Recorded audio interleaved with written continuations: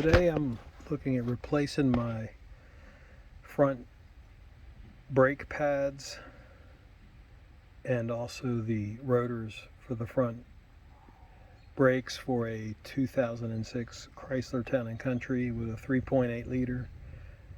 These brakes wear out often in my experience. I have about 274,000 miles on this vehicle, and they warp the rotors very easily. I've tried all kinds of vented rotors and such, but they just wear out quickly. What we're looking at here is on the back, inside this rubber like sleeve, there's a 7mm hex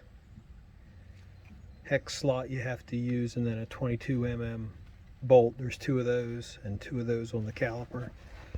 Some of the items I'm going to be using today, I bought AC Delco parts, paid less than $70 for two rotors and the pads, and there's a clamp to clamp it down.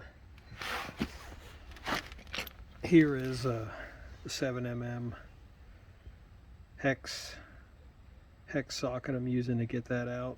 It's very handy to have one of these. And also I have some brake cleaner. I'll probably clean, supposedly there's like an oil finish on the rotors. You're supposed to get that off. Sometimes I've done it, sometimes I haven't. I think this time I will, since I got it out. And it looks like the rotor's already loose, so I don't have to encourage it to come off there. But I'm going to be taking off, like I said, the top and bottom 7mm hex bolt. These are the cylinder bolts, and then these two brackets, there's one at the top and one at the bottom. I'll show you when I get that off. That'll be the next shot.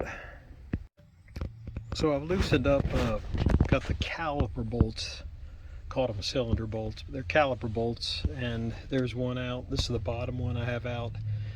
It doesn't have much grease on it. I'm going to re-grease those when I put them back with some high temperature bearing grease. And before I can actually take this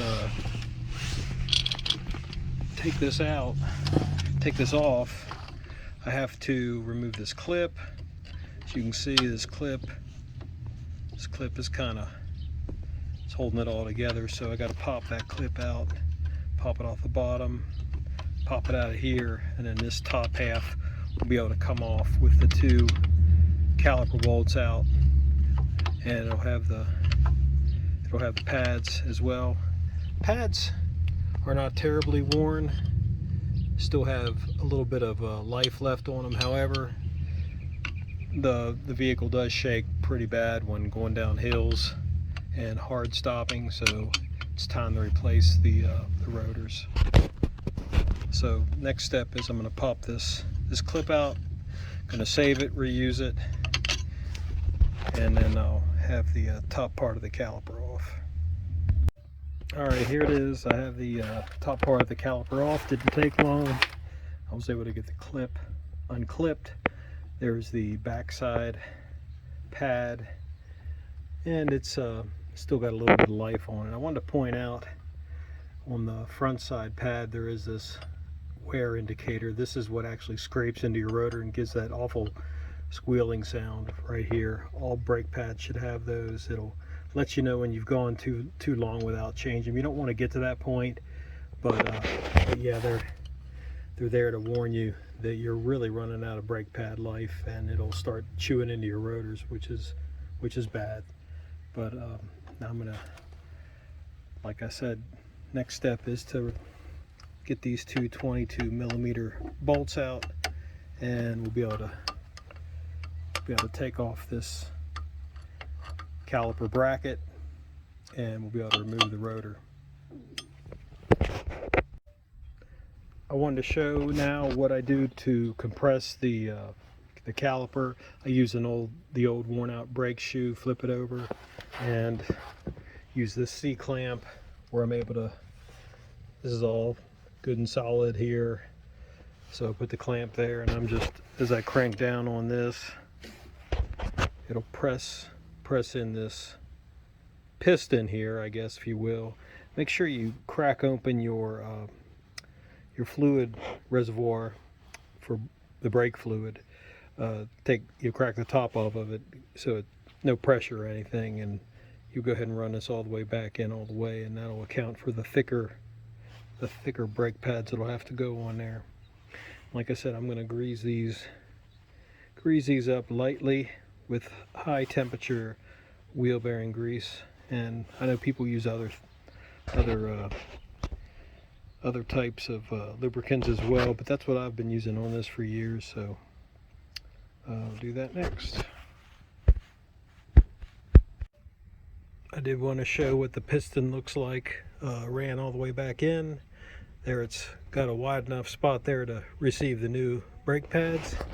And I did want to show for the 22 millimeter bolt, using a pretty good size extension ratchet to get that off, 1/2-inch drive. Alright, I have the bracket off. It wasn't too bad, it was on there pretty good, but here's where the two 22 millimeter bolts go. This is how it goes in assembled. You really can't get the orientation wrong when it's off, but these two bolts are for your caliper bolts, so they have to be on the outside. When you put it back, that's the top, that's the bottom, and goes back in there. There's the bottom bolt still in place. The caliper comes right off, or I'm sorry, the rotor comes right off. And there's the hub. So I'm ready to get the other part back on there.